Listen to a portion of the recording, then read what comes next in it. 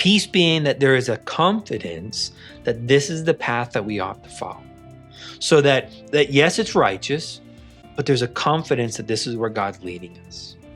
Now, please understand that peace doesn't mean that there's no fear whatsoever, that there's no trepidation and no concern, but deeper than that, there is a confidence that this is the way forward. For me, I remember when I made the change to leave engineering and begin to have vocational ministry and enter into counseling. I mean, it was terrifying. I'm leaving what I was trained in, what I was comfortable in, to go do something that I was completely uncomfortable. Right? I mean, I'm an engineer. Engineers aren't people. And now you're going to put me in a room where I'm going to counsel people who are going through their worst and hardest times. That's terrifying for me. And yet, despite all that fear, despite all that what was uncomfortable, there was a greater peace, a greater confidence that God was saying, this is the way. Keep walking. And with each step that I made, that peace grew.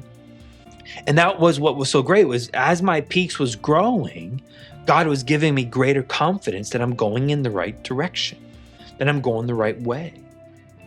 And there have been other moments where I've thought that this is the way that God wanted me to go. And I started to walk down that path, but the peace began to go away. It began to lessen.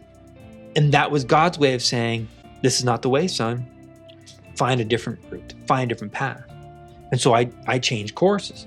I changed tack. And so that's what God's doing. And so he's inviting us to discern his will through righteousness and peace. And that's what we're learning. We're learning to recognize his voice. We're learning to recognize his leading as we walk this way. And that's what it means to be wise, to be listening to Jesus, to recognizing his voice, and then trusting Jesus both to will and to do and to work according to his good pleasure. Because remember that I've been crucified with Christ and I no longer live on that cross. That's what happened. But now Jesus Christ himself, be amazing, Jesus Christ himself, in the person of the Holy Spirit, now lives through me today.